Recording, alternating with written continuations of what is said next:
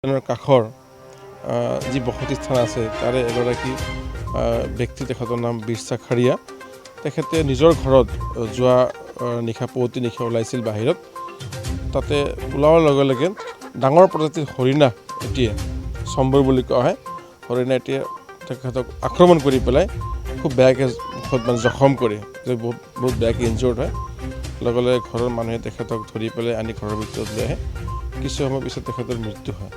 তো ঘটনাটো বৰ দুৰ্ভাগ্যজনক, কাৰণ হৰিণাই মানুহ মৰা ঘটনাটো আমি খুব শুনা নাই বুলি ক'ব পাৰোঁ। আমি শুনা নাই, আমাৰ এই অঞ্চলত আমি শুনা নাই, ইয়াত আমি দেখাও নাই। গতিকে একেবাৰে কাষৰ মানাহ ৰাষ্ট্ৰীয় উদ্যানৰ কাষৰ জীৱ জন্তুৰ যিটো মানে আমাৰ মানে মাজে মাজে ওলাই আহে, হাতী হৰিণ এইবোৰ ওলাই আহি পেলাই ওচৰৰ স্থানীয় বাসিন্দাসকলক যি ক্ষতিগ্ৰস্ত কৰে, সেইটো বৰ দুখৰ বিষয়। মই বন বিভাগক এই ক্ষেত্ৰত আহ্বান জনাম যে তেওঁলোকে যাতে সষ্টম হয়, বনৰীয়া জীৱ জন্তু যাতে আমাৰ ওচৰৰ এই মানাহ অভয়াৰণ্যৰ কাষৰ যি জনবসতি স্থান আছে যাতে কোনো ক্ষতিগ্ৰস্ত কৰিব নোৱাৰে, তেওঁলোকে সষ্টম অলপ দায়িত্ব লওক। আৰু মই আমাৰ ইয়াৰ বাসিন্দাসকলক অনুৰোধ জনাম যাতে তেওঁলোকে নিশা যেতিয়া ওলাই ইপিনে সিপিনে যায়, তেওঁলোকে অলপ সষ্টম হৈ ভালকৈ যাতে নিৰীক্ষণ কৰি পেলাই অহা যোৱা কৰে। কাৰণ ইয়াত ফেঞ্চিং আছে, ইলেক্ট্ৰিক ফেঞ্চিং আছে, তথাপিও এই ফেঞ্চিং থকাৰ পিছতো হাতী এনেকুৱা ধৰণৰ জীৱ জন্তুবোৰ ওলাই আহে মাজে মাজে। এই কিছুদিন পূৰ্বে ভালুকো ওলাই আহি বহুত মানে এক তাণ্ডৱৰ সৃষ্টি কৰিছে আমাৰ এই বিভিন্ন অঞ্চলত। এই ভালুকবোৰ পিছত ট্ৰেংকুলাইজ কৰি পেলাই ভিতৰত এৰি দিয়া হ'ল। গতিকে এইটো বৰ অলপ দুখৰ বিষয়, চিন্তনীয় বিষয়।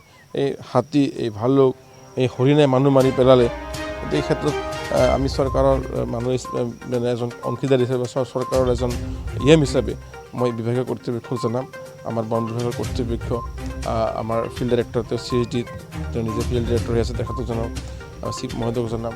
আমি আমাৰ তৰফৰ পৰা চেষ্টা কৰিম। আৰু মই বন বিভাগক অনুৰোধ কৰিছোঁ, মানাহ টাইগাৰ প্ৰজেক্টৰ যি কৰ্তৃপক্ষ আছে তেওঁলোকক মই আহ্বান জনাইছোঁ, তেওঁলোকে যাতে ক্ষতিগ্ৰস্ত পৰিয়ালটো যাতে ক্ষতিপূৰণ পায়, অতি শীঘ্ৰে তেওঁলোকে ক্ষতিপূৰণ দিব লাগে।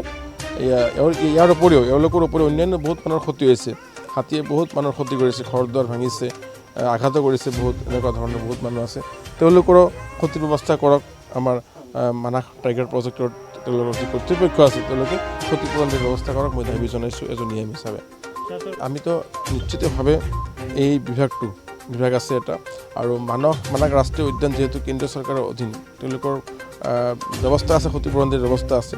গতিকে মই বিষয়াসকলৰ লগত আলোচনা কৰিছোঁ যে অতি শীঘ্ৰে যি ফাণ্ড আছে, যি ফাণ্ডেৰে আমাৰ কম্পেনচেশ্যন দিয়ে, ক্ষতিপূৰণ দিয়াৰ ব্যৱস্থা কৰিব লাগে, আমি চৰকাৰৰ পৰা দাবী জনাওঁ। আৰু আমাৰ বন বিভাগৰ পৰাও আমাৰ যদি যথাসম্ভৱ আমাৰ ডিপাৰ্টমেণ্টৰ পৰা যদি বিশেষভাৱে ক্ষতিপূৰণ দিয়াৰ ব্যৱস্থা কৰিব পাৰে, মই আমাৰ বিভাগৰ EMৰ লগত কথা পাতিম এই বিষয়লৈ।